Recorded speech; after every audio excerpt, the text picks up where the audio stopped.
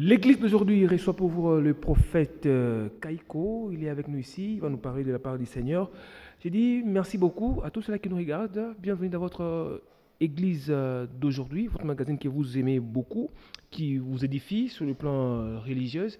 Là, nous avons un thème très bien et précis qui va développer le pasteur, donc le prophète Kaiko. Il est avec nous ici.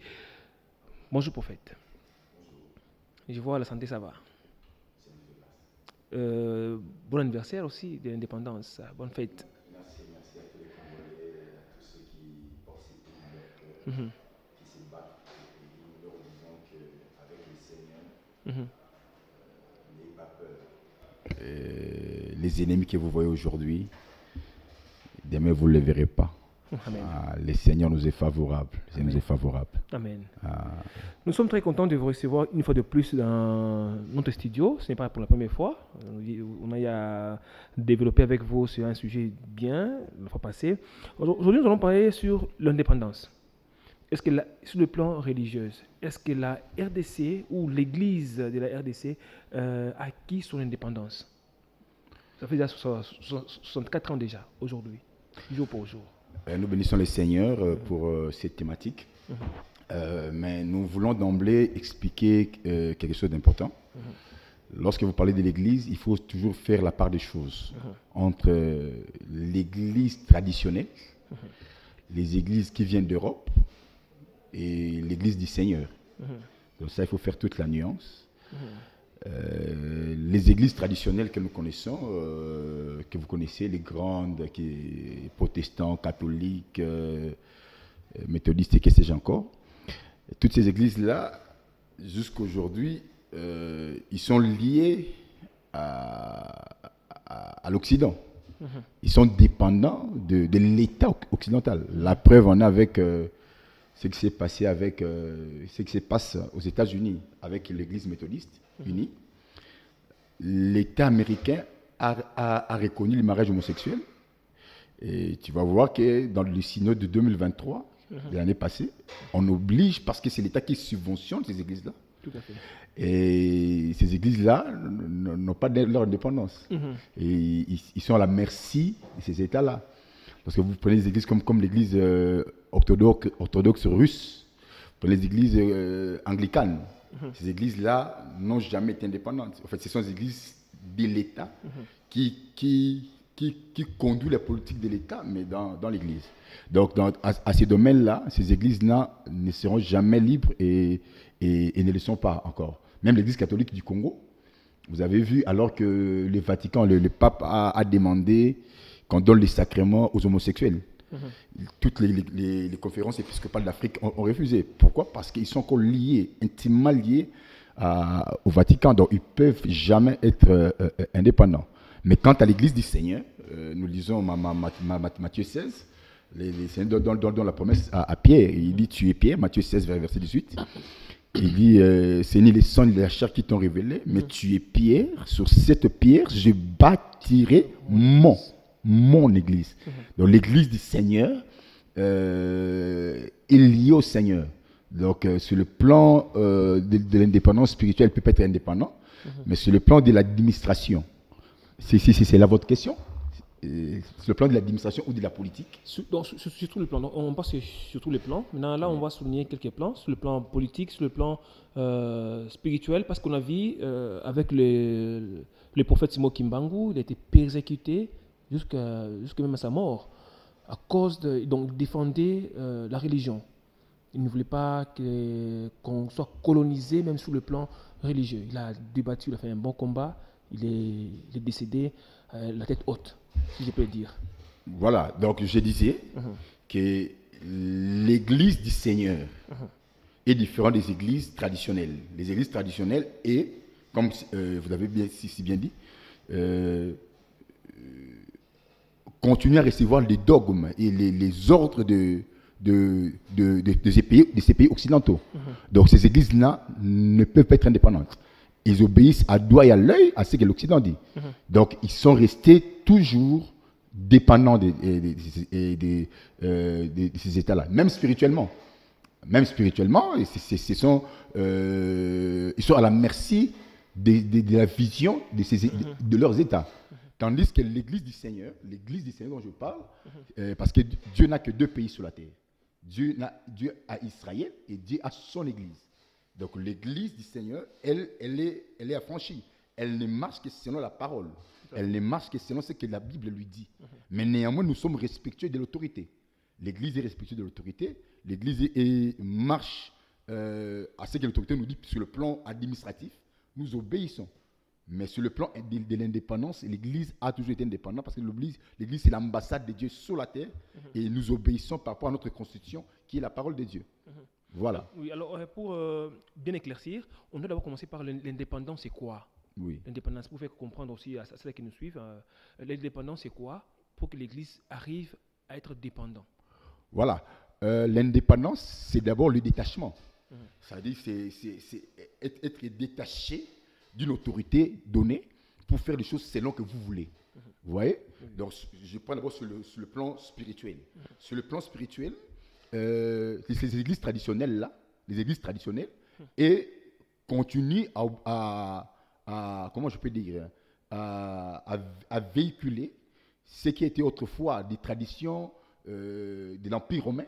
Et voilà, donc bien qu'ils quittent l'Église catholique, ils sont devenus protestants, ils restent toujours avec les dogmes catholiques. Ils quittent protestants, ils deviennent presbytériens. Ils gardent toujours les fondamentaux de ces églises-là. Et il y a même un prêtre qui a dit tous ceux qui fêtent Noël, qui baptisent au nom du Père, du Fils et du Saint-Esprit, ils restent catholiques. Donc, sur le plan spirituel, voilà, ils sont restés toujours dépendants de la grande église qu'on appelle l'église catholique. Tandis que nous, l'église du Seigneur, l'église qui obéit à la parole, notre différence, c'est que nous faisons tous selon les modèles de la parole. Alors que Moïse monte à la montagne, on lui fait selon les modèles qui t'a été montré. Donc l'église du Seigneur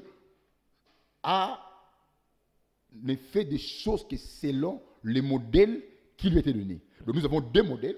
Nous avons un modèle qui vient de Rome. Nous avons un modèle qui vient de la montagne, qui vient d'Israël. Parce qu'il y a la Bible qui dit, le salut vient des Juifs. Donc notre salut vient des Juifs. Sur le plan spirituel, donc toutes les normes, toute notre foi, toute notre doctrine est basée par rapport à la parole de Dieu. Tandis que eux, leur doctrine est basée sur le dogme de l'Empire romain. Ça, c'est le plan spirituel. Maintenant, sur le plan administratif, eux, c'est clair et net. Vatican et toutes ces filles, ils sont nommés. Pour que tu sois nommé à l'Église catholique, ce n'est pas de toi-même. Il faut que tu sois nommé à partir du Vatican et que tu sois déplacé, que tu sois implanté au Congo. Donc, jusqu'à sur le plan administratif, ils sont dépendants totalement de l'Église romaine du Vatican. Voilà, je ne sais pas si j'ai bien répondu. D'accord. Alors, maintenant, les dangers, c'est sûr. Les dangers d'être lié toujours à l'Église catholique, donc rester dans la colonisation. Ok. Les dangers, c'est tout. Ça, c'est une très bonne question. Ces églises-là, les grandes églises traditionnelles, ne travailleront jamais pour l'intérêt du Congo. Toutes ces églises-là travailleront aux intérêts des Occidentaux. Et aujourd'hui, nous avons une guerre. Nous avons une guerre aujourd'hui. Nous avons les pays occidentaux qui nous agressent. Nous avons les États-Unis. Nous avons tous ces pays qui soutiennent le Rwanda. Alors, je demande d'abord à toutes les églises, toute l'église qui se respecte doit enlever les drapeaux des États-Unis, de la France, de la Belgique à son sein. Parce que c'est un signal que vous dépendez de ces nations-là. Donc ça c'est au moins clair. Donc je disais que toutes ces églises qui dépendent de ces nations-là, qui dépendent de l'Occident, ces pays-là ne travailleront que dans l'intérêt supérieur de ces nations-là. Ils ne travailleront jamais pour l'intérêt du Congo. Vous voyez? Et c'est ça qui a les dangers. Vous avez posé une très bonne question. Donc, toutes ces églises traditionnelles, catholiques, méthodistes, mormons, témoins de Jéhovah, branhamistes, toutes ces églises-là travailleront aux intérêts et aux ordres de leurs États dont ils bénéficient encore les moyens financiers.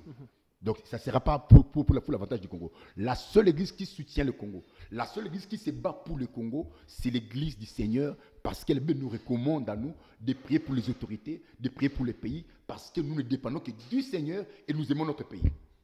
Voilà un peu la question. Je ne sais pas si j'ai bien répondu. Oui, maintenant, en d'autres termes, si j'ai voulu me faire bien comprendre, donc ces églises-là ne dépendent pas de Dieu directement. Non. Si une église dépend déjà de l'État, c'est qu'il a déjà rejeté Dieu. Quand une église obéit à son État, je prends l'exemple simple de l'église méthodiste unie. L'État américain a légalisé le mariage homosexuel. La Bible est contre l'homosexualité. Mais parce qu'ils dépendent de l'État, ils préfèrent obéir à l'État qu'à Dieu. Donc, vous-même faites la différence entre Dieu et l'État. Ils ont choisi l'État. Est-ce que Dieu sera dans ces églises-là? Est-ce que Dieu sera dans ces églises-là? À César, c'est que César. À Dieu, c'est qu'il est à Dieu. Lorsqu'ils obéissent à César, directement, ils éloignent Dieu. Lorsque vous obéissez à des hommes, Dieu ne sera plus là. Dieu n'a jamais été dans ces églises-là d'ailleurs. Dieu les quittera calmement. Mais la seule église qui garde la parole, qui garde Dieu, c'est l'église du Seigneur que nous sommes, des églises indépendantes, et les églises qui ne dépendent pas des états d'âme, des états occidentaux, ni des moyens financiers de qui que ce soit. Ces églises-là seront réellement une bénédiction pour les pays, pour le Congo et pour le peuple congolais. Alors maintenant, qu'est-ce qu'on doit faire? Qu'est-ce qu'on doit faire pour avoir l'indépendance? Qu'est-ce qu'ils doivent faire pour avoir l'indépendance de leur communauté? La question que tu poses, c'est une question très, très, très, très belle, mais c'est ce qu'on appelle de vœux pieux qui ne peuvent pas s'accomplir. Ces églises-là sont des machines de ces États-là. Ces États-là dans chaque État, ils ont des branches politiques, ils ont des branches économiques, ils ont des branches sportives, ils ont aussi des branches religieuses. Ils créent leur religion. Donc ces églises-là, lorsqu'ils viennent en conquête. C'est une autre forme de colonisation. Excusez-moi le terme. Donc ça dit toutes ces églises-là, quand vous priez, vous dites l'église catholique romaine.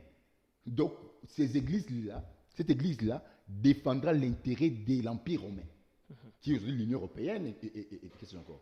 Donc en aucun cas ces églises-là ne peuvent changer. Même si vous voulez, ils ne peuvent pas s'affranchir.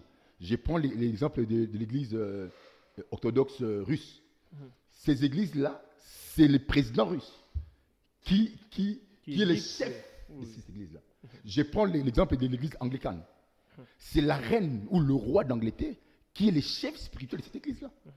Donc, même s'ils ont toute la bonne volonté, nous vous disons que ces églises-là, ce sont des entités terrestres, ce sont des entités que le diable a déjà infiltrées. Il n'y a jamais eu Dieu, il n'y aura jamais Dieu dans ces affaires-là. Donc, ils ne seront jamais libres. La seule chose, tous ceux qui sont dans ces églises-là, au moins, ils ont un prophète qui leur dit la vérité dans l'amour. Que Dieu n'a jamais été dans ces histoires-là et Dieu ne sera jamais. Vous battrez comme l'apôtre Paul le dit. Il dit, je ne bats pas comme battant l'air. C'est-à-dire, il y a des gens, ils se battent. Tu t'es rendu compte toute ta vie, je me suis battu. Mais tu t'es battu, tu as raison. Tu as transpiré, mais tu t'es battu en l'air. Donc, tu as cru prier. C'est le Seigneur qui dit ça dans Jean 4. Il dit, vous adorez ce que vous ne connaissez pas.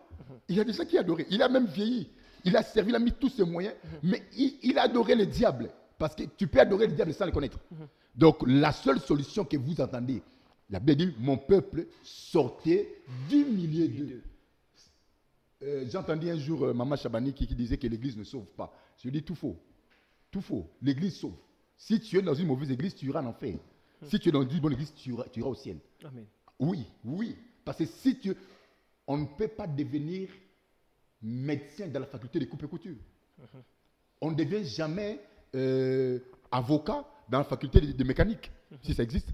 Ça dit, si tu es dans une bonne église, la foi qu'on prêche là-bas, tu écouteras ce qui te sauvera. Amen. Donc si tu es dans un mauvais endroit, je vous rassure que ces églises-là travailleront toujours pour les intérêts de ces États-là et non pour les intérêts. C'est une autre forme de colonisation spirituelle qu'ils continuent à faire. Par rapport à l'indépendance, nous, l'Église du Seigneur, nous avons l'indépendance spirituelle, la raison pour laquelle nous sommes libres de parler de ce que nous voulons. Et ils ne sont pas libres, ils sont limités, ils sont des fois obligés d'accepter l'inacceptable. Alors, quel est l'impact ou l'influence que l'Église a influencé l'État ici au Congo? L'influence de l'Église qui a l'indépendance, qui influence l'État.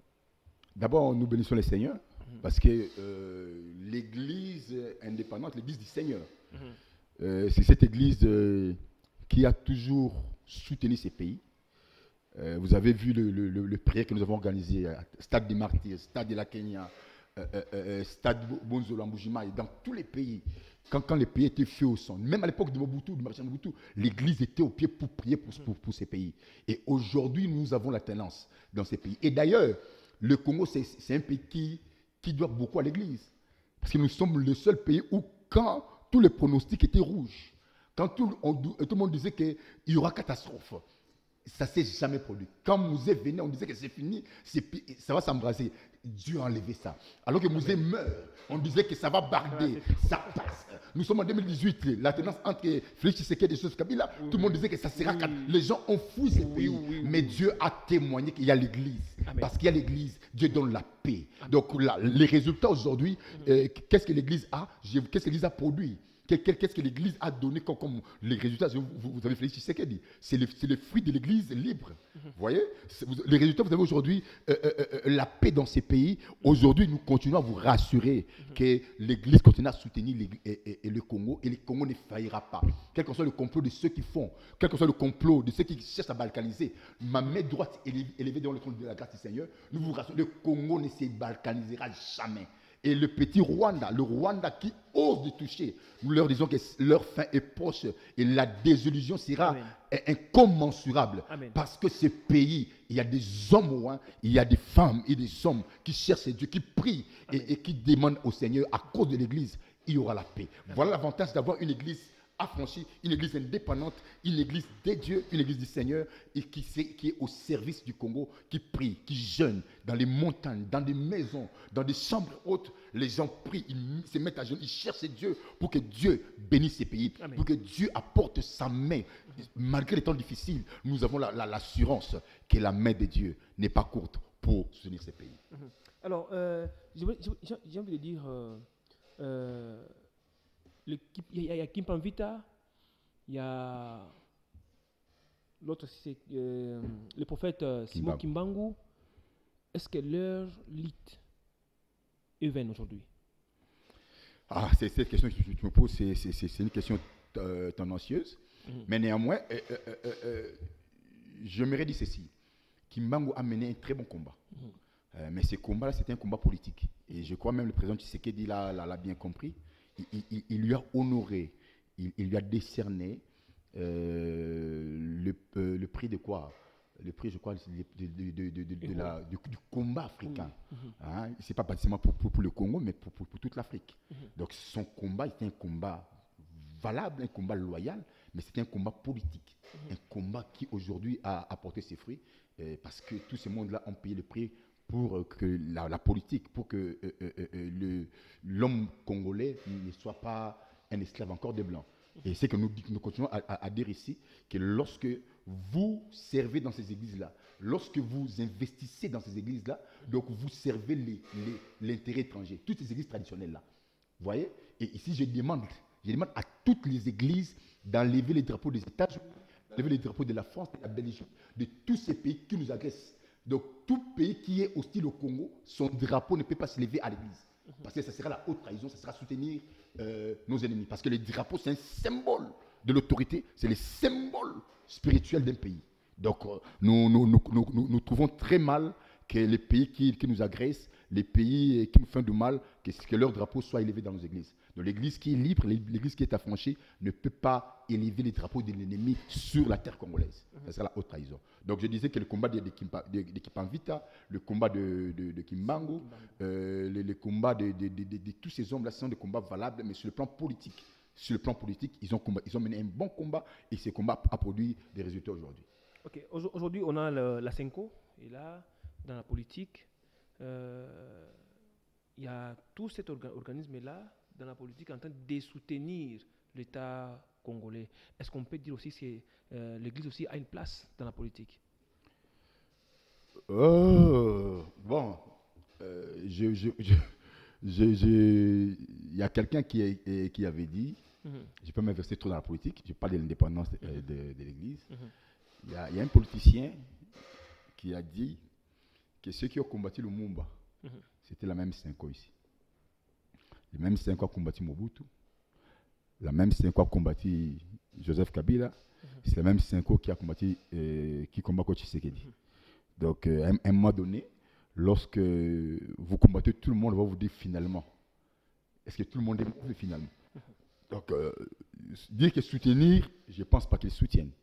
Mais au contraire, ils essayent, en particulier la Senko, ils essaient de faire leur travail sur le plan politique. Et c'est celui de veiller sur la, comment dirais-je, la politique, parce que le système politique que nous avons aujourd'hui, dans le monde entier, ce système vient de Rome. Ce système, vous avez présidentiel, ou cette démocratie que nous avons ici, cette démocratie, elle est d'abord romaine, avec le Sénat dans l'Empire romain, avec le roi, Sénat et le Parlement. Et ce système-là qui est pérennisé aujourd'hui, donc la démocratie, c'est le fruit de l'Empire romain. Ce n'est que normal que la Senko puisse défendre leur enfant, qui est leur démocratie, et qui essaie de travailler. Donc, c'est dans ce sens-là. Mais nous et l'Église, nous, comment je peux dire, on ne s'oppose pas à l'État. Nous, on ne dicte pas à l'État ce qu'il doit faire ou ne pas faire. Mais nous, comme Église, nous soutenons l'Église, nous soutenons dans nos prières. Si l'État a besoin des vases, si l'État a besoin des hommes, d'intégrité, de moralité, l'État peut les trouver aujourd'hui à l'Église. À l'exemple du directeur du cabinet du chef d'État aujourd'hui, c'est un pasteur de l'Église de la Philadelphie. Donc voilà, donc c'est un symbole que l'Église soutient l'État, mais l'Église ne s'oppose pas à l'État. Tandis que la Senko, eux, s'oppose à l'État. Et dicte à l'État ce qu'ils veulent. Nous ne nous opposons pas à l'État, nous accompagnons l'État parce que nous croyons que s'opposer à l'autorité, c'est s'opposer à Dieu, parce que c'est Dieu qui a mis l'autorité pour mettre. Voilà, c'est dans ce sens-là, toute la nuance entre nous et les Senko. Dans la Senko, eux, ils essaient de manipuler, d'influencer ou d'imposer à l'État ce qu'eux veulent. Mais l'Église ne peut pas imposer à l'État. L'Église soutient l'État dans la spiritualité, dans la prière, dans le jeûne, et aussi à produire des hommes et des femmes de qualité pour que l'État puisse le trouver, parce que nous sommes la lumière du monde. Et la dernière ceinture, on peut trouver des hommes honnêtes, des femmes honnêtes, c'est l'Église. 64 ans après, il y a plusieurs choses qu'on a vécues ici en République démocratique du Congo et dans le monde d'ailleurs, avec la démocratie. Aujourd'hui, on a la démocratie, on a l'imposition. Aujourd'hui, peut-être demain, on va voter une loi à l'Assemblée nationale, peut-être, pour les homosexualités. Est-ce que l'Église, corps du Christ, l'Église des réveils, l'Église chrétienne, est prête à accompagner le pays ou à accepter si ces lois-là parvenaient à être proposées à l'Assemblée nationale? La Bible dit que la nuit est avancée, le jour approche. Nous savons que les jours qui viennent seront des jours très difficiles pour le monde entier. Plus nous avançons vers l'enlèvement, plus nous avançons vers la grande délivrance qui est l'enlèvement, plus la vie deviendra intenable. Et ce qui est devenu déjà intenable, la vie est devenue intenable. Et plus nous avançons encore, ça sera invivable. Et nous savons qu'il y aura un temps, la Bible dit qu'il il paraît Pharaon en Égypte qui n'a pas connu Joseph et qui a persécuté les enfants d'Israël. Donc, il arrivera toujours un roi qui montera sur le trône et qui amènera toutes ces abominations-là. Mais néanmoins, j'ai dit à l'Église, même au prix de notre sang, nous garderons la parole de Dieu. Voilà ce qui est plus important. Nous, on ne trahira pas. Parce que nous aimons ces pays, nous aimons l'État, nous soutenons l'État dans la prière, mais nous ne pouvons pas aller outrepasser la parole de Dieu. La parole de Dieu est l'absolu pour nous. Même si ce sera au prix de nos vies, nous les payerons, mais néanmoins, comme Shadrach, Meshach, Abednego, comme Daniel, alors que le roi a érigé la statue, il a demandé que tout le monde puisse l'adorer. Mais dans la loi de Moïse, il est écrit que tu adoreras seul l'Éternel ton Dieu. Donc nous préférons entrer dans le feu, mais nous adorerons jamais la statue. Mais tu vois que Shadrach, Meshach, Abednego, ils étaient les serviteurs du roi. Ils servaient le pays. Mais lorsque le pays change de loi qui s'oppose à la parole de Dieu, nous disons non. Nous aimons ces pays, nous soutiendrons ces pays, nous gênons pour ces pays, nous prions pour ces pays. Mais par rapport à l'absolu qui est la parole de Dieu, ça, on ne peut pas transiger. Même au prix de nos vies, même au prix de quoi que ce soit, ça, on n'acceptera pas. Néanmoins, on gardera la parole de Dieu s'il faut entrer par le feu. Et ces temps-là arrivent. J'ai dit à l'Église, ces temps-là arrivera. Et où n'est pas déjà arrivé. Quand vous voyez même la raison pour laquelle on a commencé à s'attaquer aux homosexuels, ce n'est qu'un début. Parce que là, on allume déjà, on attise le feu. Parce qu'ils étaient là, ils étaient ni chaud ni froid. Mais quand vous vous attaquez à eux, tout le monde entier jettera le regard et on dira qu'ils sont persécutés. La seule raison, c'est de les reconnaître, les légaliser. Et lorsqu'on va les légaliser, ça sera un malheur pour le pays. Donc, je conseille au ministre Constant Moutamba, les jeux qu'ils jouent, ils jouent les jeux de l'ennemi. Parce que là, s'attaquer à eux, ça sera légitimer leur combat. Parce que les jours qui viennent, ce sera les jours où on va dire maintenant il faut les légaliser. Et quand on va les légaliser, ça sera le malheur pour tout le monde. Voilà. Alors, mais quel est le rôle de l'Église? L'Église va jouer quel rôle? Va aller aussi à l'Assemblée ou dans la politique aussi pour inverser les histoires? Bien... Non. Cette approche, c'est une mauvaise approche des choses. L'Église ne peut pas. L'Église est au milieu. Et l'Église est d'abord par son nom. Ceux qui sont mis hors du monde. D'abord, par notre nom, on ne peut même pas être associé dans la décision de la marche du pays. Non, ça serait incohérent. L'Église comme institution est une institution spirituelle qui est à part, mais qui soutient l'État. Parce que nous sommes la force spirituelle. Parce que c'est le spirituel qui dirige le physique. D'accord? Mais nous ne pouvons pas entrer en politique, parce que quand vous entrez en politique, regarde-moi tous ceux qui sont entrés en politique, qu'est-ce qu'ils sont devenus? Tous ces pasteurs-là qui insultent les présidents de la République, ils sont morts ici à Kinshasa, ici à Lubumbashi ou ailleurs. Ça dit, ce n'est pas la bonne approche de Dieu.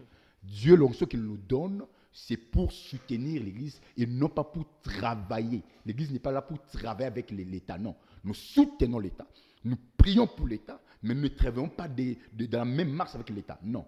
Si vous entrez, vous allez perdre la force. Si vous entrez, tous ces pasteurs qui sont entrés, je ne vais même pas citer les noms. Il y a eu des grands pasteurs qui sont posés au président, aux dirigeants. Aujourd'hui, ils sont finis. Ils sont finis. Pourquoi? Parce qu'ils ont mal compris le combat. On ne s'oppose pas à l'autorité, mais seulement nous l'accompagnons. Mais lorsque l'État décidera de voter les lois homosexuelles, nous nous retirons, nous prierons. Nous prierons, mais nous n'entrons pas dans le Parlement, parce que si vous entrez dans le Parlement, vous allez vous perdre. Nous sommes dans le monde, mais nous ne sommes pas du monde. Nous sommes dans le monde, mais nous ne sommes pas du monde. Donc, si l'Église entre au Parlement, si l'Église entre dans le gouvernement, cette Église-là se perdra. Elle se perdra, elle sera plus pire que le païen. Voilà. Alors, 64 ans après, aujourd'hui, nous fêtons 64 ans de l'indépendance de la République démocratique du Congo, notre beau et cher pays. Depuis l'indépendance, est-ce que l'Église, aujourd'hui, on peut considérer qu'il est mature? L'Église de la RDC, la maturité. Oui, l'Église est mature. L'Église est plus que mature même. L'Église a grandi. L'Église est forte. Nous allons de mieux en mieux, de gloire à gloire.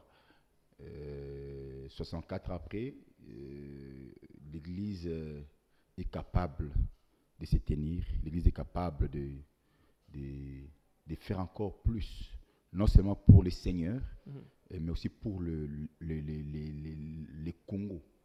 Aujourd'hui, l'Église est construite, l'Église dans le travail, l'Église rassure, l'Église est un refuge, l'Église est une bénédiction, l'Église est un abri, l'Église est tout. Mais d'abord, ces pays sans l'Église, ces pays ne peuvent exister. Soyons humbles. Ces pays-ci, s'il n'était pas l'Église, j'ai vu que ces pays allaient se déchiqueter. Parce que tout le voyant était mis à rouge. Voilà, ça n'a pas commencé seulement aujourd'hui, depuis Mobutu. C'est-à-dire tous les voyants étaient mis à pour balkaniser ces pays. Ils ne se cachent même plus, que ce soit les Occidentaux, que ce soit les Européens, que ce soit Sarkozy a dit que ces pays sont trop grands pour vous. Il a dit ça. Il dit ça où? Il dit ça au Rwanda. Parce que vous comprenez, c'est mépris. Mais nous disons, c'est parce que l'Église s'est mise à genoux. Il a prié. Il a demandé au Seigneur que ces pays restent intacts. Et Dieu écoute parce qu'il y a son Église. Dieu veille que l'Église soit en paix. Parce que l'Église doit être en paix et le Congo doit être en paix. Parce que l'Église est au Congo, le Congo doit être en paix. Là où se trouve l'Église, Dieu donne la paix. Alors que David prend l'arche de l'Alliance, il l'amène à Jérusalem, l'arche tue Uza. David a eu peur de l'arche. Il dit, cette arche ne peut pas entrer chez moi. Et c'est Obed-Edom qui reçoit l'arche. Et toute maison qui reçoit l'arche, il voit la grâce de Dieu, il voit la main de Dieu, il voit la faveur de Dieu dans ces pays-là. Et ces pays ici vivent. C'est vrai qu'il y a des contrastes entre les richesses que nous produisons, qu'il y a dans ces pays et peut-être le bénédiction matérielle dans la vie des peuples, mais nous disons que nous continuons à prier, nous croyons qu'il y aura un temps où Dieu consolera ces pays à cause de l'Église et nous continuons à faire ce travail-là spirituellement dans le calme, sans tambour ni trompette. Merci beaucoup, prophète Kaiko. Nous sommes presque arrivés à la fin de notre magazine Église d'aujourd'hui. Alors, une question, pasteur, qu'est-ce qu'on doit faire? Qu'est-ce qu'on doit faire? Qu'est-ce que l'Église traditionnelle doit faire? Peut-être ils ne savent pas qu'est-ce qu'ils doivent faire pour être indépendants. Après 64 ans, qu'est-ce qu'ils doivent faire, ces églises-là, pour être indépendants? Pour quitter cette histoire, pour aider les Congos. Parce que les Congos ont besoin de gens forts. Les Congos ont besoin de soutien de ces églises-là. Parce qu'ils égorgent plusieurs membres au sein de leur église. Waouh! La question que tu me poses, elle est très, très, très objective. La seule chose qu'il peut faire, c'est de quitter. Le Seigneur ne dit pas qu'il doit transformer Sodome et Gomorrhe en lieu de paix. C'est de quitter. Si tu es Lot, là où tu te trouves, c'est Sodome et Gomorrhe. Ne prie pas Dieu que Dieu change là-bas. Dieu a dit, mon peuple, quittez au milieu d'eux. La seule chose qu'il peut faire, c'est de quitter. Lorsque vous restez dans ces églises traditionnelles-là, vous travaillez contre le Congo. C'est ce que je dis, c'est un peu fort, mais c'est la vérité. Tout ce que vous faites dans ces églises-là, d'ailleurs, je vous apprends que même vos homélies, ça vient du Vatican. Pour qu'on prêche, ça vient de tous les calendriers, ça dépend de ces pays. Oh, c'est ces pays-là qui combattent le Congo. Donc, quand vous donnez votre offrande, quand vous priez dans ces églises-là, vous combattez les Congos directement. Est-ce que vous comprenez la gravité de la chose? La seule chose à faire, c'est de quitter ces ensembles-là. De quitter ces églises traditionnelles-là. Ils ne sont pas là pour nous. Ils sont là pour les intérêts des Occidentaux. Donc, c'est une autre forme de colonisation au moyen de la religion. Parce que l'homme blanc, comme les Américains, ils ont créé, lorsqu'ils ont eu la domination du monde, parce que les États-Unis, c'était un pays bâti sur la franc-maçonnerie,